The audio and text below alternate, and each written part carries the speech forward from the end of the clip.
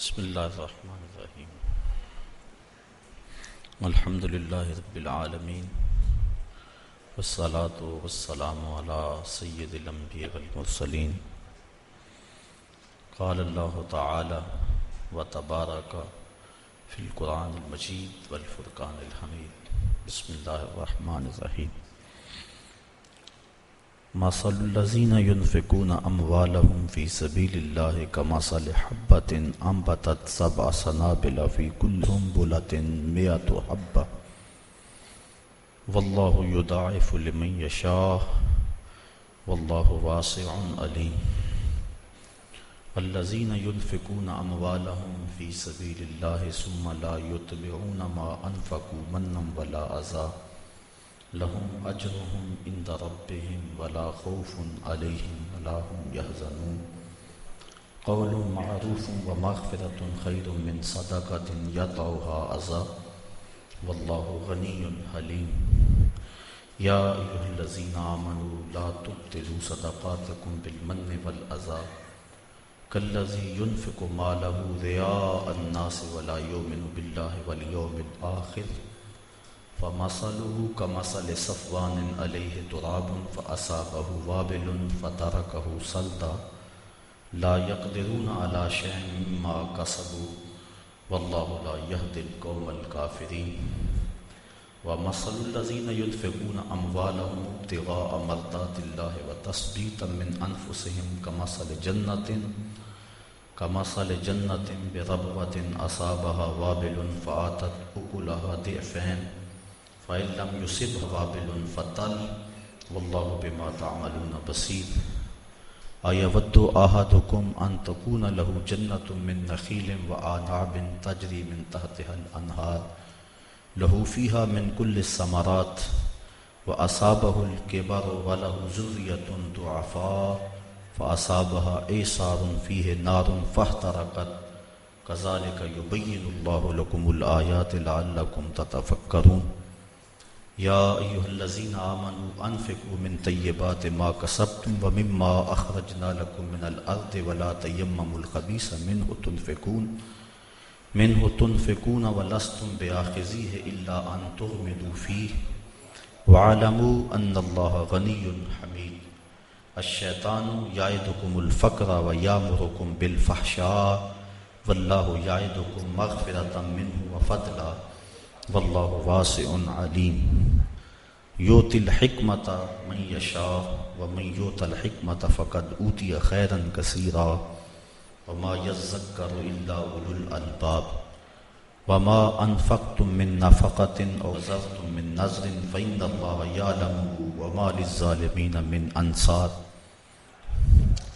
إن تبدوا الصدقات فنعم هي وإن تخفوها وتؤتوها الفقراء فهو خير لكم ويكفر عنكم من سيئاتكم والله بما تعملون خبير ليس عليك هداهم ولكن الله يهدي من يشاء وما تنفقوا من خير فلأنفسكم وما تنفقون إلا ابتغاء وجه الله وما تنفقوا من خير يوفى إليكم وأنتم لا تظلمون للفقراء الذين أحصروا في سبيل الله لا يستطيعون ضربا في الأرض يحسبهم الجاهل أغنياء من التعفف تعرفهم بسيماهم لا يسألون الناس إلحافا وما تنفقوا من خير فإن الله به عليم الذين ينفقون أموالهم بالليل والنهار سرا وعلانية فلهم أجرهم عند ربهم ولا خوف عليهم ولا هم يحزنون صدق الله مولانا العظيم وصدق رسوله النبي الكريم الرؤوف الرحيم اللهم نور قلوبنا بالقرآن وزين أخلاقنا بالقرآن وادخلنا الجنة بالقرآن ونجنا من النار بالقرآن قال الله تعالى وتبارك في شان حبيبه مخبرا وآمرا إن الله وملائكته يصلون على النبي يا أيها الذين آمنوا صلوا عليه وسلموا تسليما الصلاة والسلام عليك يا رسول الله وعلى آلك وأصحابك يا محبوب رب العالمين الصلاة والسلام علیک یا راحت العاشقین وعلی آلک و اصحابک یا محبوب العالمین۔ تمام حمد و ثنا، تعریف و توصیف اللہ جل مجدہ الکریم کی ذات پاک کے لیے، جو خالق کائنات بھی ہے اور مالک شش جہات بھی۔ اللہ جل وعلا کی حمد و ثنا کے بعد حضور نبی اکرم شفیع امم رسول محتشم نبی مکرم اللہ کے پیارے امت کے سہارے رب کے محبوب دانائے غیوب مالک رقاب امم فخر عرب و عجم والی کون و مکان سیاہ لا مکان سید انس و جان سرور لالا رخاں نیر تاباں سر نشین مہوشاں ماہ خوباں شہنشاہ حسینہ تتمائے دوراں سر خیل زہرہ جمالاں جلوائے صبح ازل نور ذات لم یزل باعث تکوین عالم فخر آدم و بنی آدم نیر بطحا رازدار ما اوہا شاہد ما طغا صاحب علم نشرہ معصوم آمنہ احمد مجتبیٰ حضرت محمد مصطفیٰ صلی اللہ علیہ وسلم کے حضور ناز میں اپنی عقیدتوں ارادتوں اور محبتوں کا خراج پیش کرنے کے بعد انتہائی واجب الاحترام ذوی الاحتشام برادران اسلام، السلام علیکم ورحمۃ اللہ وبرکاتہ۔ سورۃ البقرہ سے کچھ آیات آپ کے سامنے تلاوت کرنے کا شرف حاصل کیا اور انہی کے ضمن و ذیل میں کچھ باتیں آپ کے گوش گزار کروں گا۔ اللہ تعالی جل شانہ کی بارگاہ میں بصمیم قلب دعا ہے کہ میری زبان پہ کلمۃ الحق جاری فرمائے۔ ارشاد فرمایا،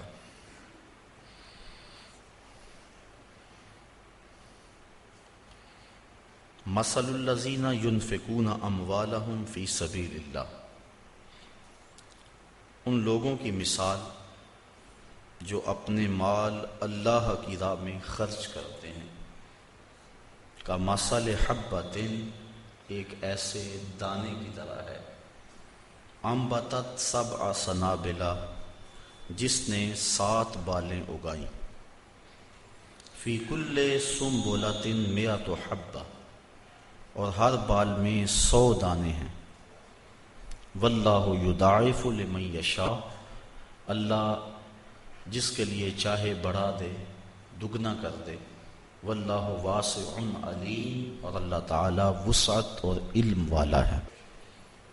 راہ خدا میں مال خرچ کرنے کی ترغیب دی گئی اور ایک مثال کے ساتھ سمجھایا گیا، جس طرح زمین کی کوکھ میں کسان بیج رکھتا ہے، پھر اس سے 7 بالیں اگتی ہیں، اگاتا تو اللہ ہے، یہاں دانے کی طرف اگانے کی نسبت کی گئی، یہ نسبت مجازی ہے، تو ہر بال میں 100 دانے، ایک بویا 700 مل گئے۔ اسی طرح اللہ کی راہ میں ایک خیرات کرو گے، اللہ 700 عطا فرمائے، اور فرمایا اگر وہ چاہے تو اس سے بھی بڑھا دے۔ قرآن مجید نے مختلف مقامات پر راہ خدا میں خرچ کرنے کے اجر و ثواب کا تذکرہ فرمایا۔ کہیں فرمایا کہ کوئی میرے راستے میں 1 لائے گا تو میں 10 گنا دوں گا، یہاں فرمایا کہ 700 گنا، اللہ چاہے تو اس کو بھی دوہرا کر دے، اس کو بھی 2 گنا کر دے، اور ایک تیسرے مقام پہ فرمایا کہ اس کی راہ میں خرچ کرنے والوں کو وہ بغیر حساب کے عطا فرماتا، کہیں فرمایا 10 گنا دیتا ہے، کہیں فرمایا 700 گنا دیتا ہے، کہیں فرمایا بغیر حساب کے دیتا ہے۔ تو علماء تفسیر فرماتے ہیں جو اس کی راہ میں حساب سے دے، اللہ تعالیٰ اس کو حساب سے اس کا اجر دیتا ہے، اور جو اس کے راستے میں یوں ہی بے حساب دے اللہ اسے بھی بے حساب اجر عطا فرماتا ہے۔ دوسری بات علماء فرماتے ہیں یہاں خلوص کی بات ہے کہ جتنا گڑ ڈالیں گے اتنا ہی میٹھا ہوگا، جس کا جتنا خلوص ہے اللہ اسے اتنا عطا فرمائے گا، کسی کو 10 گنا، کسی کو 700 گنا، اور جس کا خلوص بہت سارا ہے اللہ اسے بغیر حساب کے عطا فرماتا ہے۔ اور تیسرا قول مفسرین اس آیت کریمہ کی تشریح میں بیان فرماتے ہیں کہ یہ دینے والے کی کیفیت میں منحصر ہے کہ دینے والے کی کیفیت اور حیثیت کیا ہے۔ مثال کے طور پہ ایک شخص کروڑ پتی ہے، وہ راہ خدا میں ایک فقیر کو 2 روٹیاں دیتا ہے، اور ایک متوسط حیثیت کا مالک ہے وہ بھی راہ خدا میں 2 روٹیاں دیتا ہے، اور ایک جس کے پاس کل کائنات 2 روٹیاں ہیں اور کچھ ہے ہی نہیں، فقیر آ گیا اس نے بھی 2 روٹیاں دے دی، تو تینوں نے 2 روٹیاں، لیکن ہر ایک کی حیثیت کا فرق ہے۔ تو پہلے کو اللہ 10 گنا دیتا ہے، دوسرے کو 700 گنا دیتا ہے، اور تیسرے جس نے ساری کمائی لٹا دی اللہ اس کو بغیر حساب کے عطا کرتا ہے۔ تو کہا جس طرح زمین میں کوئی بیج بو تو وہ 700 گنا اس کو اٹھاتے ہو، ایسے ہی میری راہ میں جو تم خرچ کرو گے میں 700 گنا تمہیں عطا فرماؤں گا، اور اللہ چاہے تو 2 گنا کر دیتا ہے۔ اللہ تعالیٰ جل شانہ نے یہاں راہ خدا میں خرچ کرنے کی مثال کھیتی باڑی سے دی۔ امام ترمذی نے روایت نقل کی ہے، آقا کریم علیہ السلام نے ارشاد فرمایا التمس الرزق فی خبایا الارض، اپنا رزق زمین کی تہوں سے تلاش کرو۔ تو علماء فرماتے ہیں کہ اس مثال سے یہ ثابت ہوا کہ کھیتی باڑی کرنا بڑی فضیلت والا کام ہے، اور امام قرطبی نے الجامع لاحکام القرآن کے اندر اس آیت کریمہ کی تشریح میں لکھا ہے کھیتی باڑی کرنا فرض کفایہ ہے، اگر ساری قوم یہ کام چھوڑ دیتی ہے تو حاکم کے اوپر لازم ہے کہ وہ کچھ لوگوں کو مجبور کرے کہ وہ کھیتی باڑی کریں، یہ فروض کفایہ میں سے ہے۔ الذین ينفقون اموالهم فی سبیل اللہ، وہ لوگ جو اپنے اموال اللہ کی راہ میں خرچ کرتے ہیں، ثم لا یتبعون ما انفقوا، پھر جس کو خرچ کیا اس کا پیچھا نہیں کرتے، منم ولا اذا، احسان جتلا کر اور نہ اذیت دے کر، جو راہ خدا میں دے دیا سو دے دیا، یہ نہیں کہ اس کے اوپر احسان جتلا کر اپنا کیا دھرا برباد کر لیں۔ من اور اذا ان دونوں چیزوں سے منع کر دیا گیا، احسان بھی نہ جتلایا جائے، اذیت بھی نہ دی جائے، اذیت ذہنی طور پہ بھی کسی کو شاک نہ پہنچایا جائے کہ اس کو کہیں کہ جناب یہ اس کے پاس اب اتنی دولت ہے، ہمارے گھر سے اس کو جاگ لگی تھی، کوئی پوچھنے والا نہیں تھا، ہم نے مدد کی اس کی، تو یہ اس کو اذیت دینے کے مترادف ہے۔ بلکہ حضرت زید بن اسلم رضی اللہ تعالی عنہ فرماتے ہیں کہ جب کسی کو تم نے خیرات دی ہو اور وہ تمہیں بازار میں راستے میں ملے اور آپ اس کو السلام علیکم کہیں تو وہ اس میں بھی ثقل اور بوجھ محسوس کرتا ہو تو کہا اس سے ترک کر دینا چاہیے سلام کہنا بھی، کہ یہ بھی اس کی اذیت کا باعث ہوگا۔ تو آج تو ہم کسی کو خیرات دے کر اس کی غربت کا اشتہار لگا دیتے ہیں، پہلے کہا کرتے تھا نیکی کر دریا میں ڈال، اب ہم کہتے ہیں نیکی کر اخبار میں ڈال۔ نیکی کی اور کسی غریب کو اگر ہم نے خیرات بھی دی، عید پیکج بھی دیا، تو پھر 7-8 اخباروں میں جب تک تصویر نہ چھپے اتنی دیر تک تسکین نہیں ملتی۔ غریبوں کی غربت کا مذاق اڑاتے ہو، تمسخر کرتے ہو، اس انداز سے دو کہ ان کی عزت نفس مجروح نہ ہو۔ تو نہ من اور نہ اذا، کسی طرح سے ان کی اذیت کا سامان نہ بنو۔ لہم اجرہم عند ربہم، وہ لوگ جو اذیت اور احسان جتلائے بغیر خیرات کرتے ہیں ان کا اجر اللہ کے ہاں ہے، اور نہ انہیں کوئی خوف ہے اور نہ وہ غمگین ہوں۔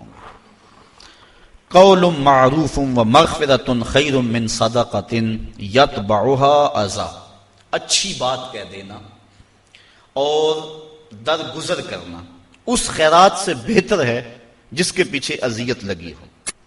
اگر تم کسی کو خیرات نہ دو بلکہ اچھا کلمہ کہہ دو، کلمہ خیر کہہ دو اور درگزر کر لو، تو یہ اس خیرات دینے سے بہتر ہے جس کے بعد اذیت لگ جائے اور تم اس کو عذاب دو اور تکلیف پہنچاؤ۔ واللہ غنی حلیم، اور اللہ تعالیٰ غنی اور حلم والا ہے۔ یا ایھا الذین آمنوا، اے ایمان والو، لا تبطلوا صدقاتکم بالمن والاذی، ایمان والو اپنے صدقے کو باطل نہ کرو احسان رکھ کر اور ایذا دے کر، اذیت پہنچا کر۔ کالذی ینفق مالہ رئاء الناس، اذیت دینا اور احسان جتلانا یہ اس شخص کے صدقے کی طرح ہے جو اپنا مال لوگوں کے دکھاوے کے لیے خرچ کرتا ہے۔ وَلَا يُؤْمِنُ بِاللَّهِ وَالْيَوْمِ الْآخِرِ، اللہ پر بھی یقین نہیں رکھتا اور پچھلے دن پر بھی یقین نہیں رکھتا۔ اس منافق کا خرچ کرنا اللہ کے ہاں اس کا کوئی اجر و ثواب نہیں ہے۔ تو جو اپنا مال اللہ کی راہ میں خرچ کرنے کے بعد جس کو مال دیا اس کو اذیت دیتا ہے یا اس کو جتلاتا ہے تو وہ ایسے منافق کے خرچ کرنے کی طرح ہے جو اللہ اور پچھلے دن پر یقین نہیں رکھتا، یعنی اس کو کوئی فائدہ نہیں ہے۔ تو ریاکاری کے لیے خرچ کیا گیا مال، اس کی مثال اللہ تعالیٰ نے دی کہ فَمَثَلُهُ كَمَثَلِ صَفْوَانٍ، اس کی مثال ایک ایسے چٹیل پتھر کی طرح ہے، ایسے چٹان کی طرح ہے، علیہ تراب، جس کے اوپر مٹی پڑی ہو، فَأَصَابَهُ وَابِلٌ، تو اس پر زوردار پانی پڑے می برسے، فَتَرَكَهُ صَلْدًا، تو اس کو بالکل چٹیل پتھر چھوڑ دے۔ اب مٹی پڑی تھی، لگتا تھا اس کے اوپر کچھ اگے گا، لیکن جب بارش پڑی تو وہ ساری مٹی اس سے اتر گئی اور بالکل پتھر کا پتھر رہ گیا اور اس کے اوپر کوئی چیز نہ رہی۔ تو جو ریاکاری کے لیے عمل کیا جاتا ہے اس کو اس مثال سے بیان کیا گیا کہ اس کی ذات پتھر کی طرح ہے اور جو عمل کیا وہ مٹی کی طرح نظر آ رہا ہے، اور کل قیامت کا دن موسلادھار بارش کی صورت میں ہے اور اس سے وہ عمل ختم ہو جائے گا، اور جب وہ دیکھے گا تو اس کے پلے کوئی عمل نہیں ہوگا۔ جس طرح چٹیل چٹان ہے اور اس کے اوپر کچھ نہیں ہے تو وہ اپنے نامہ اعمال کے اندر ریاکاری کے لیے جو عمل کیا گیا ہے وہ اس کو نہیں دیکھے گا، اور دیکھے گا کہ بالکل اس کا نامہ اعمال صاف پڑا ہوا ہے اور وہاں کچھ بھی موجود نہیں ہے۔ وہ گمان کرتا تھا میں نے یہ کیا یہ کیا یہ کیا، لیکن یہ بھول گیا تھا کہ سب کچھ ریاکاری کے لیے کیا، لوگوں کے دکھلاوے کے لیے کیا۔ تو کل قیامت کے دن نامہ اعمال میں وہ نیکیاں تلاش کرے گا تو وہ نیکیاں نہیں ملیں گی۔ ریاکاری کو شرک اصغر کہا گیا، کسی عمل کو شرک نہیں کہا گیا ریاکاری کے علاوہ، یہ چھوٹا شرک ہے۔ اللہ کے علاوہ کسی اور کی رضا جوئی کے لیے، کسی اور سے داد لینے کے لیے، کسی اور سے نفع حاصل کرنے کے لیے بندہ عمل کرتا ہے تو اس کو شرک کہا گیا۔ حدیث میں آتا ہے کل قیامت کے دن ایک شہید، ایک عالم قاری اور ایک سخی، تینوں کو اللہ کی بارگاہ میں پیش کیا جائے گا اور وہ اپنے اچھے اعمال کی اللہ سے جزا چاہیں گے۔ شہید کہے گا میں نے اپنی جان جیسی متاع عزیز تیری بارگاہ میں قربان کر دی۔ اللہ تعالیٰ ارشاد فرمائے گا تو نے اس لیے جان قربان کی کہ لوگ تجھے بہادر کہیں، 100 لوگوں نے کہہ لیا میرے لیے تو نے جان قربان نہیں کی، لہٰذا میرے ہاں تیرا کوئی اجر نہیں ہے۔ پھر عالم کہے گا میں نے تیرا قرآن پڑھا، لوگوں کو سنایا، ساری زندگی خدمات دین کرتا رہا۔ اللہ تعالیٰ ارشاد فرمائے گا کہ تو نے اس لیے کیا کہ لوگ تجھے داد دیں، تیری شہرت ہو، تیری عزت بڑھے، وہ بڑھ گئی۔ دنیا نے تجھے بڑا پروٹوکول دیا، بڑا اعزاز دیا، بڑی تکریم دی، میرے لیے تو نے یہ سب کچھ نہیں کیا تھا، لہٰذا میرے ہاں تیرا کوئی اجر نہیں ہے۔ پھر اس کے بعد سخی پیش ہوگا، عرض کرے گا مالک میں نے اپنی دولت تیری بارگاہ میں پیش کر دی، دولت کا خرچ کرنا نفس پہ انتہائی شاق ہے، تو میں نے اس کو تیری راہ میں خرچ کیا، مجھے اس کا صلہ اور اس کی جزا دی جائے۔ اللہ تعالیٰ ارشاد فرمائے گا تو نے دولت اس لیے خرچ کی کہ لوگ تجھے سخی کہیں، تیری سخاوت کی دھوم مچے، تیری سخاوت کی دھوم مچ گئی، تجھے سخی کہا گیا، تو بڑا سماجی کارکن کہلایا، لیکن تو میری رضا کے لیے نہیں کیا تھا، لوگوں سے داد وصول کرنے کے لیے یہ سب کچھ کیا تھا۔ اخبار میں تیری تصویریں بھی چھپی، تجھے میڈل بھی دیے گئے، تجھے اعزاز و تکریم سے بھی نوازا گیا، تجھے سخی کہا گیا، تو نے میرے لیے یہ کچھ نہیں کیا تھا، لہٰذا میرے پاس تیرے اس عمل کی کوئی جزا نہیں ہے۔ تو اس طرح فرمایا کہ سخی بھی، شہید بھی اور وہ قاری بھی جو اللہ کی بارگاہ میں اپنے عمل لے کے پیش ہوں گے ان کو کوئی جزا نہیں دی جائے گی۔ مومن جو عمل کرتا ہے اس کا مقصد اللہ کی رضا ہونا چاہیے تو اجر ہے، ورنہ پانی کے اوپر لگائی گئی لکیر کی طرح کچھ بھی نہیں ہوتا، وہ عمل ضائع ہو جاتا ہے۔ تو اللہ تعالیٰ جل شانہ نے فرمایا کہ ایسے ہے اس ریاکار کی مثال جس طرح پتھر کے اوپر گرد پڑی ہو اور موسلادھار بارش برسے تو وہ گرد ختم، پتھر کا پتھر۔ اسی طرح وہ سمجھتا ہے کہ میرے نامہ اعمال میں یہ نیکی ہے، لیکن جب قیامت کا دن آئے گا تو نامہ اعمال میں کوئی نیکی موجود نہیں ہوگی، پھر ڈاڈا پچھتاوا ہوگا۔ واللہ لا یہدی القوم الکافرین، اللہ کافر قوم کو ہدایت نہیں دیتا۔ وَمَثَلُ الَّذِينَ يُنْفِقُونَ أَمْوَالَهُمُ ابْتِغَاءَ مَرْضَاتِ اللَّهِ، یہ تو ان کی مثال تھی جنہوں نے ریاکاری کے لیے مال خرچ کیا، اور یہ اس کی مثال ہے جو اپنے مال اللہ کی رضا کے لیے خرچ کرتے ہیں، مقصد رب راضی ہو جائے، مقصود ہے۔ وَتَثْبِيتًا مِّنْ أَنفُسِهِمْ، اور اپنے دل جمانے کو کہ ان کا دل استقلال کا نور حاصل کر جائے۔ چونکہ مال کا خرچ کرنا، میں نے عرض کیا کہ نفس پہ بڑا شاق ہے، لیکن جب انسان مال کو راہ خدا میں خرچ کرتا ہے نفس پہ گرانی آتی ہے، لیکن اس کا مقصد اگر رضا الہی ہو تو پھر اس گرانی کے بعد اس کو ایک لذت آنا شروع ہو جاتی ہے، ایک حظ اور ایک لطف ہے، اور وہ اس عبادت کا، خرچ کرنے کی عبادت کا نور ہے جو اس کے دل میں اترتا ہے۔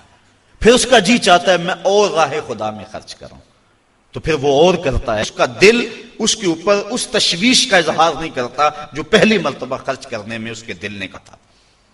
تیرے بچے چھوٹے چھوٹے ہیں، کاروبار اگر آگے چاہ کے ختم ہو گیا تو پیسے جمع ہوں گے تو کام آئیں گے، یہ ساری دلیلیں جو نفس دیتا تھا اب وہ دلیلیں چھوڑ دیتا ہے، دل تثبیت پا جاتا ہے، دل استقلال کی دولت پاتا ہے۔ پھر وہ تیسری مرتبہ خرچ کرتا ہے تو اس کو خرچ کرنے میں لذت ملتی ہے، اور وہ لذت پھر اس کی زندگی کا سرمایہ بن جاتی ہے۔ وہ سارا مال بھی خرچ کر دے اسے کوئی پرواہ نہیں ہوتی۔ حضرت سیدنا صدیق اکبر رضی اللہ تعالیٰ عنہ کی مثال ہمارے سامنے ہے، جو اس مرتبے کے اندر درجہ کمال پر پہنچے کہ سارا مال قدموں میں ڈھیر کر دیا۔ آقا کریم نے پوچھا ما اب کہتا لأہلک یا ابو بکر، ابو بکر گھر والوں کے لیے کیا چھوڑا؟ تو کہا اب کہتو لہم اللہ ورسولہ، حضور میرے سامنے بھی آپ ہیں، میرے گھر بھی آپ ہیں۔ وہ اپنے نام لیواؤں کو تنہا چھوڑتے کب ہیں، جہاں ہم دم نہ ہو کوئی وہاں سرکار ہوتے ہیں۔ اللہ اکبر، یہ ہے وہ استقلال۔ جب یہ آیت نازل ہوئی نا من ذا الذی یقرض اللہ قرضا حسنا، کون ہے جو اللہ کو قرض حسنا دے؟ تو حضرت ابو الدہداء رضی اللہ تعالی عنہ حضور کا ہاتھ پکڑا اور عرض کی حضور کیا واقعی اللہ نے ہم سے قرض مانگا ہے؟ اللہ اکبر، کیسی اس کی کرم نوازی، خود عطا کرتا ہے پھر خود کہتا ہے مجھے دو۔ اللہ اکبر، یہ اس کی کرم نوازی۔ غریب کے لیے بھی آزمائش ہے، اس کو غربت دی، وہ صبر کر کے دکھائے، اور امیر کے لیے بھی آزمائش ہے، اس کو دولت دی کہ وہ راہ خدا میں خرچ کر کے اس آزمائش میں پورا نکلے۔ جس کو دولت دی گئی وہ سوچے کہ میرے اندر کیا کمال دھرا تھا کہ مجھے دولت دے دی گئی۔ باقی جس طرح اعضائے بدنیاں دوسرے لوگوں کے ہیں، میرے بھی ایسے ہی ہیں۔ میری قسمت کے اندر یہ جو زیادہ دولت لکھ دی گئی، اور پھر مجھے کہا گیا تیرے مال میں حق ہے ان کا جو مانگنے آتے ہیں، اور ان کا بھی حق ہے جو عزت نفس کی وجہ سے مانگنے نہیں آتے، گھر کے کواڑ بند کر کے اندر ہی اللہ کی رحمتوں سے امید رکھتے ہیں اور کسی کے سامنے ہاتھ نہیں پھیلاتے۔ جا ان کو بھی تلاش کر، ان کی بھی جھولی بھر کے آ، جو آگے ہیں ان کو بھی دے، اور جو عزت نفس کے لیے اپنے گھر سے باہر نہیں نکلتے جا ان کو بھی جا کے دے کے آ۔ تیرے مال میں ان دونوں کا حق ہے، للسائل والمحروم، سائل کے لیے بھی اور محروم کے لیے بھی۔ اللہ اکبر۔ تو ابو دہداء نے حضور کا ہاتھ پکڑا، عرض کی حضور کیا واقعی اللہ نے ہم سے قرض مانگا؟ فرمایا ہاں اللہ نے ہم کے قرض مانگا، اور یہ کہتے کہتے اپنے باغ کے قریب لے گئے۔ 700 کھجوروں کے درخت تھے ان کے باغ میں، اور کھجور کا درخت جب لگایا جائے کتنی دیر کے بعد پروان چڑھتا ہے، تو باغ کے مالک کی جان ہوتی ہے ان درختوں میں، اور درخت بھی 700، اور کل کمائی ہے بھی یہی، وہی باغ ان کا تھا، اس میں ان کی رہائش تھی، بچے بھی تھے۔ اب اس کے قریب کھڑے ہو کے عرض کی اگر واقعی اللہ نے ہم سے قرض مانگا ہے تو پھر آپ گواہ بن جائے سودے کے، یہ باغ میں نے اللہ کو قرضے میں دے دیا۔ ان کی بیوی اور ان کے بچے اس باغ میں رہائش پذیر تھے۔ اور کوئی ان کا سرمایہ نہیں تھا. تو اب وہ باغ کے اندر نہیں جا رہے، اس باغ کے کنارے کھڑے ہو کے کہتے ہیں یا ام دہدا اخرجی، اے دہدا کی امی بچوں کو لے کر جلدی جلدی آ جاؤ، یہ باغ اب ہمارا نہیں رہا، یہ ہم نے اللہ کو قرضے میں دے دیا. اس پاک باز نیک سیرت خاتون نے یہ نہیں کہا کہ ابو دہدا آگے ہم کس مکان میں جائیں گے، آگے کوئی انتظام کیا ہے، بلکہ اس نے جلدی جلدی اپنا سامان سمیٹا، بچوں کو لیا، باغ سے باہر آئی اور پھر کہتی ہے رابحہ بیعو کا یا ابا دہدا، اے دہدا کہ ابو تو نے بڑا نفع والا سودا کر لیا ہے، تو نے بڑے نفع والا سودا کر لیا ہے. یہ وہ تھے جو حضور کی درس گاہ کے طالب علم تھے. راہ خدا میں خرچ کرنے سے دل کو تکلیف نہیں ہوتی، دل کو تشویش نہیں ہوتی، بلکہ دل قرار پاتا ہے. تو جب خدا کی راہ میں خرچ کر کے دل کو تشویش پہنچے تو سمجھو دل کو استقلال کی دولت نہیں ملی. اور جب راہ خدا میں خرچ کر کے سکون کے قافلے اترنے شروع ہو جائیں اور روح کرنے لگے اور باطن میں کیفیات اور نور و نکھت کی بارش ہونے لگے تو سمجھ لو کہ میری خیرات میرے مالک نے قبول فرما لی اور یہ میں نے خالص اس کی رضا کے لیے ایسا کیا تھا. تو کہا کہ وہ لوگ جو اپنے مال اللہ کی رضا کے لیے وَتَثْبِيتًا مِّنْ أَنفُسِهِمْ اور اپنے دل کے استقلال کے لیے، اپنے دل کو ثابت کرنے کے لیے، جمانے کے لیے خرچ کرتے ہیں، کَمَثَلِ جَنَّةٍ، اس خرچ کرنے کی مثال ایسے باغ کی طرح ہے بِرَبْوَةٍ جو اونچی جگہ پر ہے، أَصَابَهَا وَابِلٌ جس کو موسلا دار بارش پڑی، اونچی جگہ پہ محلے وقوع اور بارش بھی موسلا دار، فآتت اکلہا ضعفین تو اس کا پھل پھر دگنا آئے گا. اس کی مثال جس نے تثبیت قلب کے لیے اور اللہ کی رضا کے لیے مال خرچ کیا. فإن لم یصبھا اگر اس کو وہ موسلادھار بارش نہ بھی پہنچے، فطل تو اوس کا پڑنا، شبنم کے قطروں کا گرنا ہی اس کے پھل لانے کے لیے کافی ہوگا. کیونکہ وہ ایسے پوائنٹ پہ باغ اگا ہوا ہے، ایسی اونچی جگہ پہ اگا ہوا ہے، وہ بھی اس کے لیے کافی ہو جائے گا. واللہ بما تعملون بصیر اور جو تم عمل کرتے ہو اللہ اسے دیکھ رہا ہے، اسے پتا ہے کون کس نیت سے اس کی راہ میں پیش کر رہا ہے. آیا ود احدکم ان تکون له جنۃ من نخیل وعناب تجری من تحتها الانہار. اب پھر اس کی مثال پیش کی جانے لگی ہے جو ریاکاری کے لیے اپنے عمل کو، اپنے مال کو پیش کرتا ہے، مال بھی ہاتھ سے گوایا اور فائدہ بھی کچھ نہ کیا. اس کی مثال دی. کیا تم میں سے کوئی یہ پسند کرتا ہے؟ یہ استفہام انکاری ہے، یعنی کوئی پسند نہیں کرتا. کیا ان تکون له جنۃ کہ اس کا ایک باغ ہو، من نخیل وعناب کھجوروں کا اور انگوروں کا، تجری من تحتها الانہار اس باغ کے نیچے نہریں بہتی ہوں، پانی بھی وافر ہو، لہو فیہا من کل الثمرات اور اس شخص کے لیے اس باغ میں ہر طرح کا پھل موجود ہو، وَأَصَابَهُ الْكِبَرُ اور جس کا باغ ہے اس کو بڑھاپا آ لے، وہ بوڑھا ہو جائے، باغ جوان ہو گیا بندہ بوڑھا ہو گیا، وَلَهُ ذُرِّيَّةٌ ضُعَفَاء اور اس کے بچے چھوٹے چھوٹے ہیں، بچے چھوٹے ہیں، آپ بوڑھا ہے، باغ جوان ہو گیا اور باغ میں بھی ہر شے ہے. پھر کیا ہوا؟ فَأَصَابَهَا عِصَارٌ تو اس باغ میں ایک ہوا کا بگھولا داخل ہوا، فیہ نار جس بگھولے میں آگ تھی، فاحترقت تو وہ باغ جل گیا. بندہ بوڑھا ہے، بچے چھوٹے ہیں، باغ پروان چڑھا ہوا تھا اور ایسی آگ آئی کہ باغ جل گیا. بتائیے اس شخص کی حالت کیا ہوگی؟ بوڑھا ہے، آگے باغ لگا نہیں سکتا، بچے کام اٹھا نہیں سکتے، باغ زندگی بھر کی کمائی تھی وہ جل گیا، اسے آسرا تھا اس باغ پر. بتاؤ اس کی کیا کیفیت ہوگی؟ کہا ایسے ہی جو شخص ریاکاری کے لیے مال خرچ کرتا ہے وہ سمجھتا ہے میرے نیکیوں کا باغ ہے، کل قیامت کے دن ملے گا، لیکن جب اس دن دیکھے گا تو وہ باغ جلا ہوا ہے. تو جس طرح اس شخص کی حالت ہوتی ہے اللہ نے مثال سے سمجھایا کہ اس کی حالت وہ ہوگی کہ میں نے ریاکاری کے مال خرچ کیا اور مجھے اس کا کوئی صلہ بھی نہ ملا. کذالک یبین اللہ لکم الآیات لعلکم تتفکرون. اللہ تعالیٰ اسی لیے اپنی نشانیاں بیان کرتا ہے تمہارے لیے تاکہ تم غور و فکر کرو. ایک درہم بھی خرچ کرنے لگو تو دیکھو کہ دل میں ریا تو نہیں آ رہی. بڑی محنت سے پیسہ کمایا جاتا ہے، خون اور پسینے کی کمائی ہوتی ہے اور اس کو یوں ہی نہ اڑا دو، بلکہ تم نے مال جیسی متاع وارنی ہے اس کے راستے میں تو پہلے اپنے دل کو مخلص کر لو، خلوص کے ساتھ. ایک درہم بھی دو گے تو اللہ وہ بھی قبول فرما لے. اس لیے ایسا نہ ہو کہ تم سب کچھ برباد کر بیٹھو. یا ایھا الذین آمنوا، اب پہلی بات یہ ہے کہ خلوص سے خرچ کیا جائے. ان آیات کے اندر ریا سے بچنے، من و اذا سے بچنے، یعنی نہ دکھلاوے کے لیے عمل کرے، راہ خدا میں خرچ کرے، نہ احسان جتلانے کے لیے خرچ کرے، اور نہ ہی خرچ کرنے کے بعد جس کو دیا اس کو کوئی کسی قسم کی اذیت پہنچائے، ذہنی اذیت بھی اس کو نہ دے. اور اب جو خرچ کر رہا ہے یہ اگر کیفیات ہو گئی تو اب خرچ کر رہا ہے تو خرچ کرے کون سا؟ یا ایھا الذین آمنوا، اے ایمان والو، انفقوا، خرچ کرو، من طیبات، پاکیزہ چیزوں میں سے، ما کسبتم، جو تم نے کمائی، ومما اخرجنا لکم من الارض، اور جو کچھ زمین سے نکالا گیا، جو کچھ ہم نے تمہارے لیے زمین سے نکالا. یعنی یہاں عشر کے وجوب پر دلیل ہے کہ جو بارشی پانی سے کھیتی سیراب ہو اس سے 10واں حصہ دینا واجب ہے، اور جو ٹیوب ویل سے یا خرید کر پانی جس کو لگایا گیا اس سے 20واں حصہ دینا واجب ہے. آج کل کثرت کے ساتھ ذمہ دار عشر نہیں دیتے، اسی وجہ سے ان کے اندر برکت نہیں ہے، اور اپنے مال کے اندر جو صدقہ ہے فصل کا اس کو شامل کر کے اپنا سارا مال خراب کر بیٹھتے ہیں. تو ان کے اوپر لازم ہے کہ وہ عشر دیں، اور جنہوں نے کمایا ہے ان کو بھی کہا کہ اپنی کمائی سے اللہ کے راستے کے اندر خرچ کریں. اب ذرا غور فرمائیں کہ اس کو کہا من طیبات ما کسبتم، جو تم نے کمایا پاکیزہ چیزوں میں سے وہ راہ خدا میں دو. اس پاکیزہ کی تشریح میں علماء فرماتے ہیں 3 چیزیں. ایک تو عمدہ، دوسرا وہ پاک ہو، فی نفس سے ہی پاک ہو.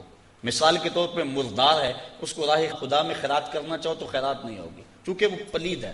دوسرا پاک ہو اور حلال طریقے سے کمایا گیا ہو، طیب طریقے سے.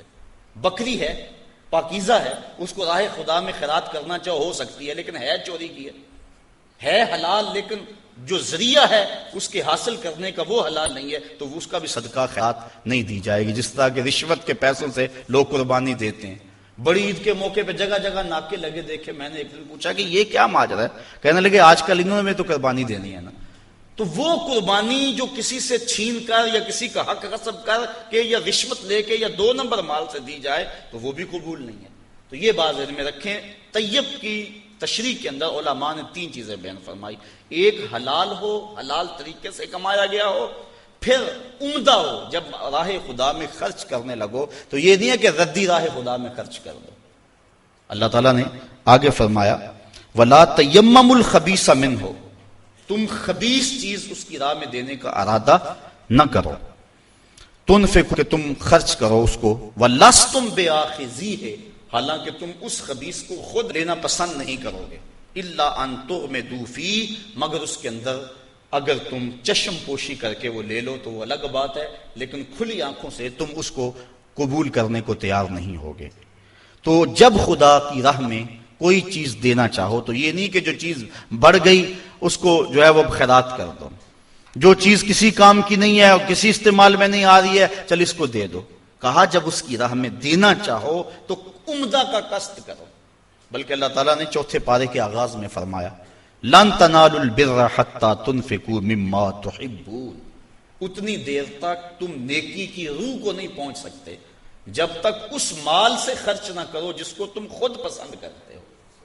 یعنی 2 چیزیں ہیں، ایک تم دینا چاہتے ہو، ایک رکھنا چاہتے ہو، ایک اپنے لیے رکھنا چاہتے ہو. تو جو اپنے لیے پسند کیا، جس کا انتخاب اپنے لیے کیا، جب تک اس سے نہ خیرات کرو نیکی کی حقیقت تمہیں نصیب نہیں ہوگی. امام اعظم امام ابو حنیفہ کے دور میں ایک شخص مرنے لگا. اس کے پاس دولت بہت ساری تھی لیکن بچے چھوٹے چھوٹے تھے. اس نے تھیلے کے اندر سونا ڈالا کہ یہ کسی کے سپرد کر جاؤں کہ میرے بچے بڑے ہوں تو ان کو دے دے. سوچا غریب کو دیا تو وہ سنبھال نہیں سکے گا، بچوں کو دیا تو وہ ضائع کر دیں گے. ایک دوست تھا اس کا امیر ترین، اس کو کہا کہ میاں یہ سونا اور تھیلا ہے، 7 وصیت نامہ لکھا، جب میرے بچے بڑے جوان ہو جائیں، بالغ ہو جائیں تو جو تیرا جی چاہے ان بچوں کو دے دینا. یہ اس نے وصیت کی اور وہ سب کچھ اس کے سپرد کیا.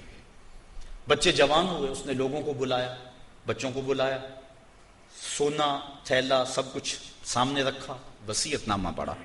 کن کے باپ نے جب مرتے ہوئے مجھے یہ سونا تھیلے میں ڈال کر دیا تو ساتھ یہ وصیت نامہ لکھ کر دیا کہ جب میرے بچے جوان ہوں گے جو تیرا جی چاہے بچوں کو دے دینا.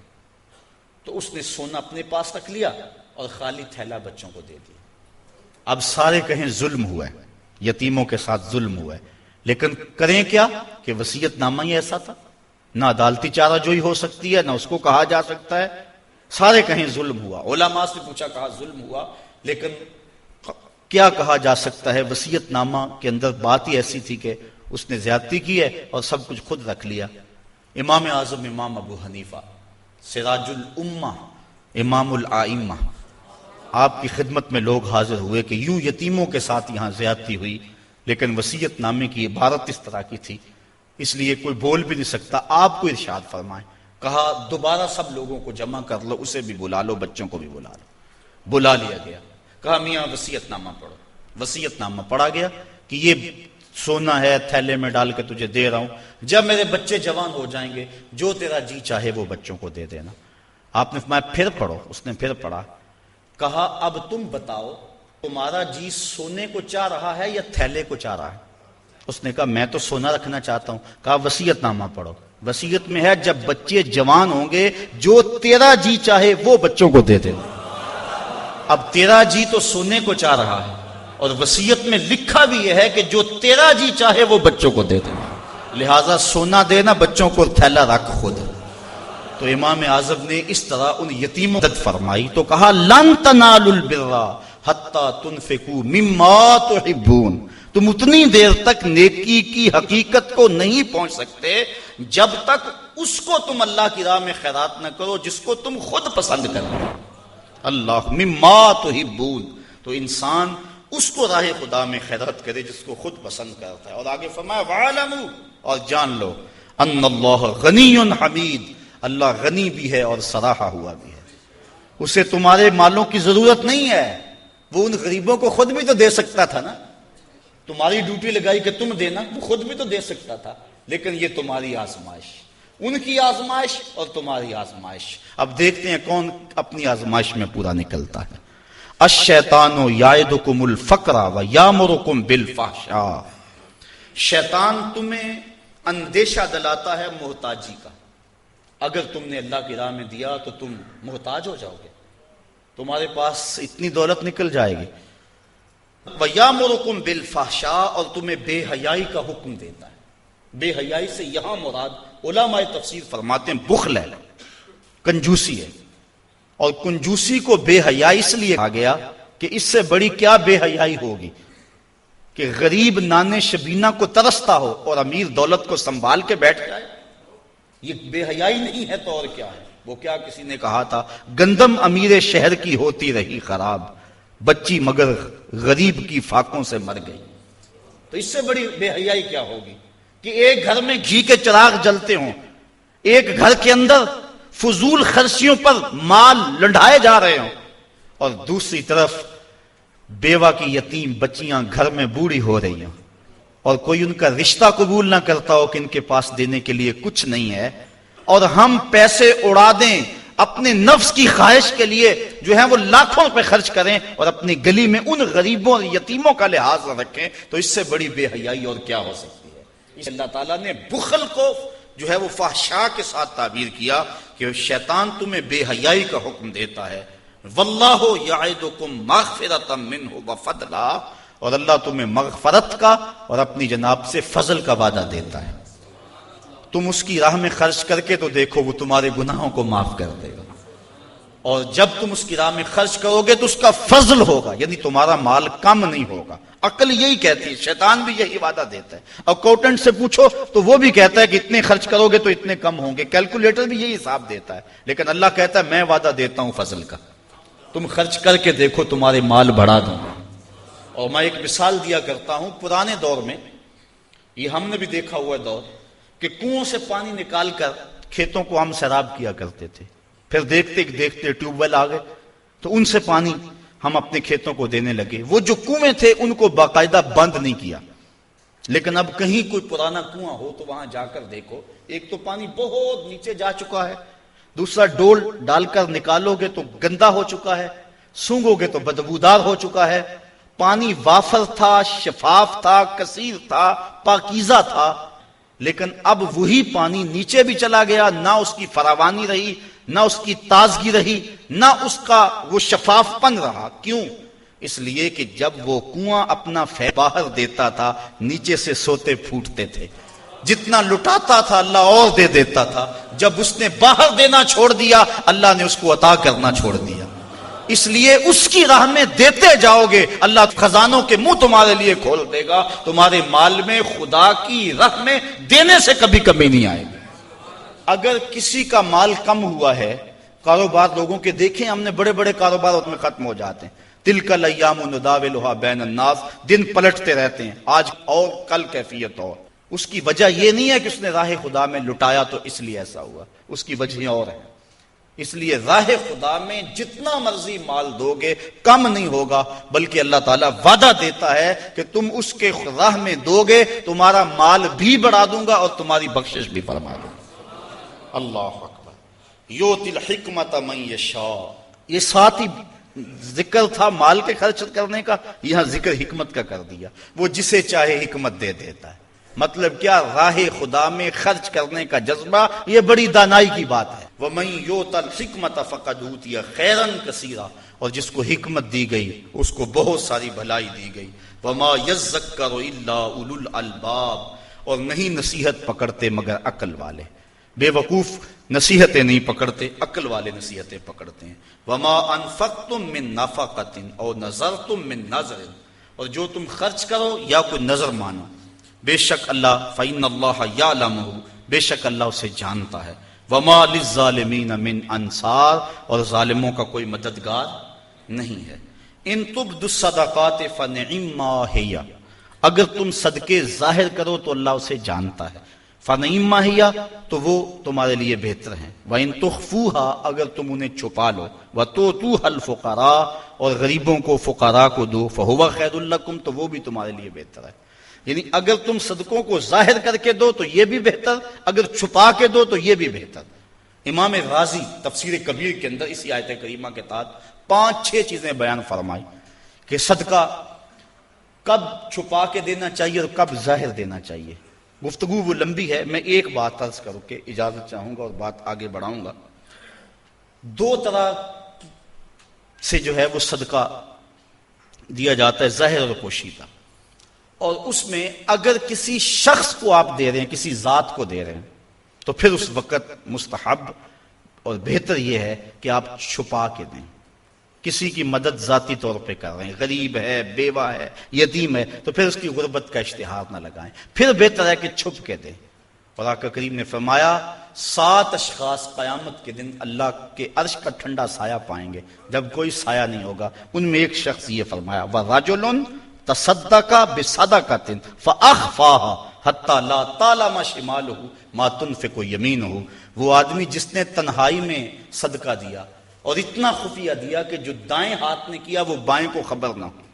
فرمایا کل قیامت کے دن جب کوئی سایہ نہیں ہوگا اللہ اسے اپنے عرش کا ٹھنڈا سایہ نصیب فرمائے، اور جو عرش کے سائے تلے ہوگا قیامت کی تکلیف سے محفوظ ہوگا، جو عرش کے سائے تلے ہوگا وہ قیامت کی پریشانیوں سے محفوظ ہوگا، جو عرش کے سائے تلے ہوگا اس کو جام کوثر ضرور دیا جائے گا، اور جو ایک گھونٹ بھی پی لے گا 50,000 سال کے دن میں اسے کبھی بھی پیاس نہیں لگے۔ تو جس نے اپنے صدقے کو خفیہ دیا، دائیں نے دیا بائیں کو خبر نہ ہو، اللہ اکبر۔ بلکہ علماء اس کی تشریح میں لکھتے ہیں کہ جس کو صدقہ دیا جا رہا ہے بہتر ہے کہ اس کو بھی خبر نہ ہو، اس انداز سے اس کے گھر میں پھینک آؤ کہ اسے بھی پتہ نہ ہو کہ میرے اوپر کون مہربانی کر گیا۔ اللہ اکبر۔ اگر ایسا ہو تو یہ انتہائی خفیہ حالت ہے۔ اللہ اکبر، اللہ اکبر۔ تو کہا کہ اگر تم صدقہ خفیہ دو تو وہ بھی تمہارے لیے بہتر ہے، اور اگر تم ظاہر دو تو ظاہر دینا کس وقت مستحب ہے؟ جس میں کسی شخص کی ذات کا معاملہ نہ ہو۔ مثال کے طور پہ مسجد کے لیے فنڈ مانگا جا رہا ہے، دارالعلوم کے لیے مانگا جا رہا ہے، کسی ہاسپٹل کے لیے مانگا جا رہا ہے، کسی اور رفاہی کام کے لیے مانگا جا رہا ہے، لہٰذا وہاں آپ اس نیت سے کہ اگر میں اٹھ کے اعلان کروں گا تو میرے دیکھا دیکھی کئی اعلان کریں گے، لہٰذا مدد ہو جائے گی۔ تو آقا کریم نے ایک مرتبہ جہاد کے لیے فنڈ مانگا تو ایک صحابی نے جلدی سے آغاز کر دیا، اس کو دیکھنے سے باقی بھی اٹھ کھڑے ہوئے۔ تو تو آقا کریم نے اس وقت فرمایا تھا من سنہ فی الاسلام میں سنتن حسنتن فلہ اجرہا، جس نے اسلام میں ایسے اچھے طریقے کو رائج کیا اللہ تعالیٰ اس کو اس کا اجر عطا فرمائے گا، اور اس کے دیکھا دیکھی جس نے اس کام کو کیا اللہ اس کا اجر بھی سے عطا فرمائے گا۔ تو اس نیت سے اگر ظاہر کر لیا جائے تو وہ زیادہ فضیلت والا ہے۔ دوسرا، اگر آپ خفیہ کی بجائے اعلانیہ کرتے ہیں تو اس سے آپ کے نفس پر ریاکاری کا امکان پیدا ہو جاتا ہے، تو پھر بہتر یہ ہے کہ ریاکاری سے بچنے کے لیے خفیہ صدقہ کیا جائے تاکہ اللہ تعالیٰ آپ کے اس عمل کی برکت آپ کو نصیب فرمائے، ورنہ ایسا ہوگا کہ ریاکاری سے سب کچھ برباد ہو جائے گا۔ آگے ارشاد فرمائے وَيُكَفِّرُ عَنْكُم مِّن سَيِّئَاتِكُم، اگر تم اللہ کی راہ میں چھپ کے یا ظاہر صدقہ کرو گے تو اللہ کے نزدیک وہ بہتر ہے، اور وہ اس سے تمہارے گناہوں کو اتار دے گا، یعنی صدقہ دینے سے جو ہے وہ گناہ مٹتے ہیں۔ وَاللَّهُ بِمَا تَعْمَلُونَ خبیر، اور جو تم کر رہے ہو اللہ اس کو دیکھ رہا ہے، نہیں کسی نے دیکھا، جس کو تم نے دیا اس نے بھی نہیں دیکھا، کسی کو نہیں کانوں کان خبر ہوئی، لیکن جس کے لیے دے رہے وہ تو دیکھ رہا ہے۔ اللہ اکبر۔ یہ اپنی اپنی نیت پر منحصر ہے کہ کس کی نیت کیا ہے۔ لیس علیک ہداہم ولکن اللہ یہدی من یشاء، اے حبیب آپ کے اوپر لازم نہیں ہے کہ ان کافروں کو جو ہے وہ آپ ہدایت دیں، بلکہ اللہ جس کو چاہتا ہے ہدایت دے دے۔ یہ کفار کو صدقہ دینے کے جواز پر آیت نازل ہوئی۔ صحابہ صدقہ اپنا دیتے تھے، اپنوں کو مسلمانوں کو بھی، لیکن ان کے رشتہ دار کافر بھی ہوتے جو پریشان ہوتے، تو دل میں آتا یہ کافر ہیں، تو اللہ تعالیٰ نے اجازت دی کہ ان کو بھی آپ دے سکتے ہیں۔ تو کافر کو صدقہ واجبہ نہیں لگتا، یعنی زکوٰۃ نہیں لگتی، صدقہ فطر نہیں لگتا، اور جو منت کا جو صدقہ ہے وہ نہیں لگتا، واجبہ نہیں لگتا، نافلہ صدقے جو ہیں ویسے تعاون کر دیا جائے تو وہ اس کو لگ جاتا ہے۔ اس کی دلیل قرآن مجید کی یہ آیت ہے۔ وَمَا تُنْفِقُوا مِنْ خَيْرٍ فَلِأَنفُسِكُمْ، اور تم جو اچھی چیز دو تو تمہارا ہی اس میں بھلا ہے، فائدہ تمہیں ہی ہوگا، تمہارا ہی بینک ہے۔ وَمَا تُنْفِقُونَ إِلَّا ابْتِغَاءَ وَجْهِ اللَّهِ، اور تمہیں خرچ کرنا مناسب نہیں مگر اللہ کی رضا چاہنے کے لیے۔ وَمَا تُنْفِقُوا مِنْ خَيْرٍ يُوَفَّى إِلَيْكُمْ، اور جو مال تم خدا کی راہ میں دو گے اس کا تمہیں پورا پورا اجر ملے گا۔ وَأَنْتُمْ لَا تُظْلَمُونَ، تمہارے سے ظلم نہیں کیا جائے گا، جدیا اس کا پورا پورا اجر ملے گا۔ لِلْفُقَرَاءِ الَّذِينَ أُحْصِرُوا فِي سَبِيلِ اللَّهِ، یہ کہا کہ کافروں کو تم صدقہ دے سکتے ہو، لیکن فرمایا تمہارے صدقے کے زیادہ حقدار وہ ہیں، کون؟ لِلْفُقَرَاءِ الَّذِينَ، وہ فقیر لوگ، احسروا فی سبیل اللہ، جو اللہ کی راہ کے اندر رکے ہوئے ہیں۔ اس سے مراد احسروا فی سبیل اللہ سے مراد مفسرین نے اصحاب صفہ لیے ہیں۔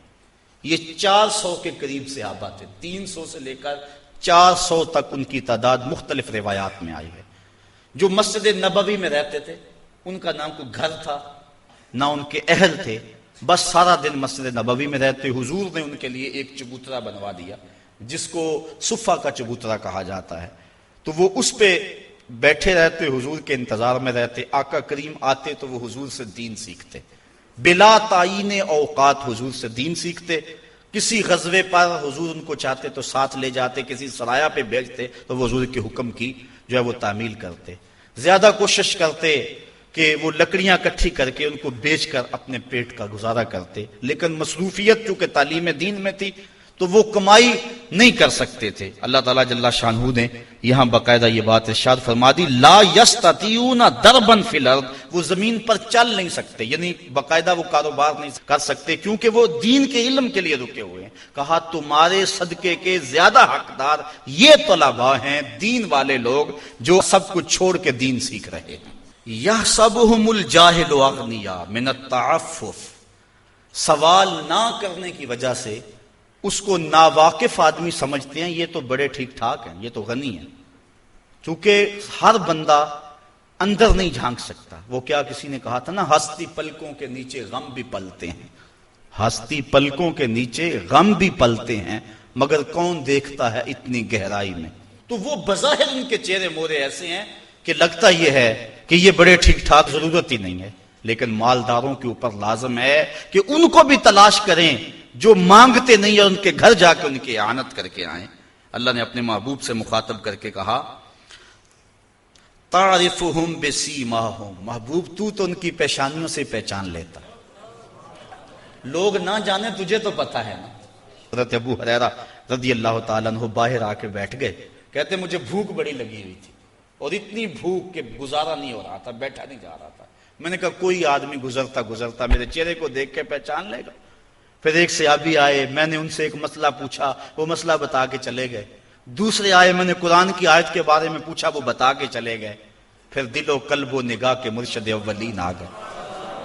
میں نے حضور سے مسئلہ پوچھا، حضور نے کہا ابو ہریرہ بھوک لگی ہوئی ہے؟ میں نے کہا ہاں حضور بھوک لگی ہوئی ہے۔ پوچھا مسئلہ؟ آقا کریم میں بھوک لگی ہے؟ ہاں حضور بھوک لگی ہے۔ مسئلہ ہی یہی تھا۔ کہتے ہیں آ جاؤ میرے ساتھ آ جاؤ۔ پھر وہ روایت آپ علماء سے سنی کہ حضور اندر چلے گئے، اجازت دی۔ حضرت ابو ہریرہ فرماتے ہیں میں دیکھا دودھ کا ایک پیالہ پڑا، کہا ابو ہریرہ جاؤ جو صفہ پہ بیٹھے ان کو بھی بلا لاؤ۔ میں سوچا وہ تو 70 ہیں اور دودھ کا پیالہ ایک، لیکن حضور کا حکم تھا، میں بلا لایا۔ کہا اب ان کو پلاؤ۔ کہا پریشان تھا لیکن جب پہلے نے پیا ذرا بھی کم نہ ہوا۔ میں سمجھ گیا حوض کوثر کی نہروں سے کنیکشن جڑ گیا۔ کہا کہ ان سب کو پلاؤ۔ کہا ایک نے پیا، پھر دوسرے نے پیا، 70 آدمی دودھ پی گئے۔ اللہ اعلیٰ حضرت فرماتے ہیں ہاں جناب ابو ہریرہ کیسا تھا وہ جام شیر جس سے 70 سالوں کا دودھ سے منہ بھر گیا۔ اللہ اکبر۔ کہتے ہیں پھر حضور نے مجھے پلایا، کہا اور پیو اور پیو، حتیٰ کہ میں سراب ہوا۔ حضور اب نہیں پیا چاہتا۔ پھر آقا کریم وہ پیالہ لیا۔ استاذ المکرم فرمایا کرتے تھے یہ تو دیکھتے ہو کہ ایک دودھ کا پیالہ 70 کے لیے کافی ہو گیا، یہ بھی تو دیکھو کونین کا سردار اور 70 کا جوٹا پی رہا۔ اس پہلو پہ بھی ذرا نظر جائے۔ اللہ اکبر۔ تو کہا محبوب تم تو جانتے ہو ان کے چہروں سے، اللہ اکبر، کہ وہ لوگوں سے سوال نہیں کرتے۔ لا یسألون الناس الحافا، وہ لوگوں سے لپٹ کر سوال نہیں کرتے، بڑے خوددار ہوتے ہیں۔ عموماً ایسے لوگوں کی تلاش بڑی ضروری ہے کہ جو لوگوں سے سوال نہیں کرتے، ورنہ ہم نے دیکھا ہے کہ جو لوگ مانگنے والے ہیں، سوال کرنے والے ہیں، وہ تو لاکھوں روپے جمع کر لیتے ہیں، اور جو بیچارے عزت نفس کا لحاظ رکھنے والے ہوتے ہیں ان تک کوئی بھی نہیں پہنچتا۔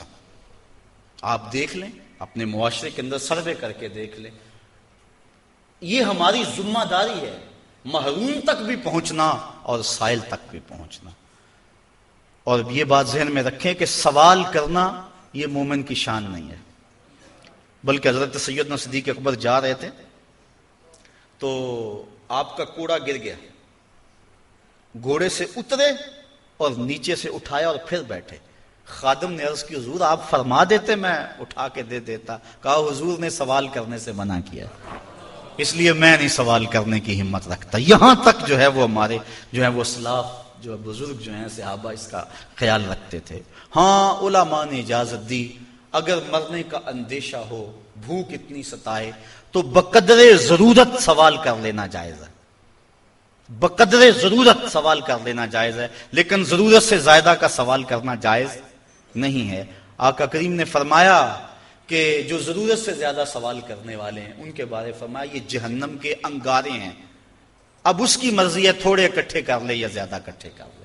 جو مال بڑھانے کے لیے فرمایا سوال کرتا ہے وہ جہنم کے انگارے اکٹھے کر رہا ہے، چاہے تھوڑے کر لے چاہے وہ زیادہ کر لے۔ اس لیے غربت اگر مل جائے اس کی آزمائش میں پورا اترنا چاہیے اور اپنی عزت نفس کو مجروح نہیں ہونے دینا چاہیے۔ وَمَا تُنْفِقُوا مِنْ خَيْرٍ فَإِنَّ اللَّهَ بِهِ عَلِيمٌ، اور جو تم خیرات کرو اللہ اسے خوب جانتا ہے۔ الذین ينفقون اموالهم باللیل والنہار سرا وعلانیۃ فلہم اجرہم عند ربہم ولا خوف علیہم ولا هم یحزنون، اور وہ لوگ جو اپنے مال خیرات کرتے ہیں رات میں دن میں چھپ کر اور ظاہر، اللہ تعالیٰ جل شانہ کے ہاں ان کا اجر ہے اور نہ خوف ہے اور نہ وہ غم زدہ ہوں گے۔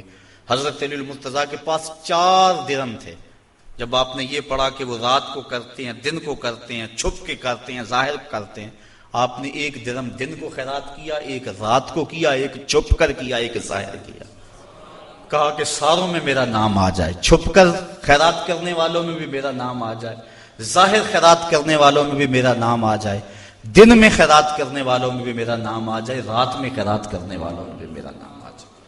اللہ اکبر۔ کہا ان کا اجر ان کے رب کے ہاں ہے، ولا خوف علیہم ولا هم یحزنون، اور اللہ تعالیٰ جل شانہ ان کو یہ اجر دے گا کہ نہ ان پر کوئی خوف اور نہ ان پر کوئی غم ہوگا. قیامت کے دن وہ امن اور طمانینت میں ہوں گے. اللہ تعالیٰ جل شانہ کی بارگاہ میں یہ دعا کرنی چاہیے، اللہ ہمیں رزق حلال اور رزق وسیع عطا فرمائے اور پھر اس کو اس کے راستے میں لٹانے کی توفیق دے دے. اور اگر غربت پہنچی ہے تو یہ بھی آزمائش ہے، اس غربت میں اپنی غربت کو تماشا بنانے سے ہم گریز کریں اور اس غربت میں صبر کریں. مومن جب کسی تکلیف میں صبر کرتا ہے، فرمایا اگر اس کے پاؤں میں کانٹا بھی چبھے اور اس پر تکلیف ہوتی ہے اس پر صبر کرے تو اللہ اس کے بدلے اسے جنت عطا فرمائے. اس لیے اگر غربت ہے تو پھر بھی کہیں مالک تیرا کرم، جس حالت میں ہوں میرے نیچے بھی تو کئی لوگ ہیں. اور اگر اللہ نے دولت دی ہے تو سمجھیں کہ آج کرم نوازی ہے میرے اوپر، کل کا پتہ نہیں، راہ خدا میں جتنی لٹائی جا سکتی ہے لٹا دو تو اللہ تعالیٰ اس کی برکتیں نصیب فرمائے گا. مال کی گردش ہوتی رہے تو مال بڑھتا رہتا ہے، جو مال رک جائے ٹھہر جائے وہ اس متعفن پانی کی طرح ہو جاتا ہے. اللہ اپنی راہ میں خرچ کرنے کی توفیق عطا فرمائے.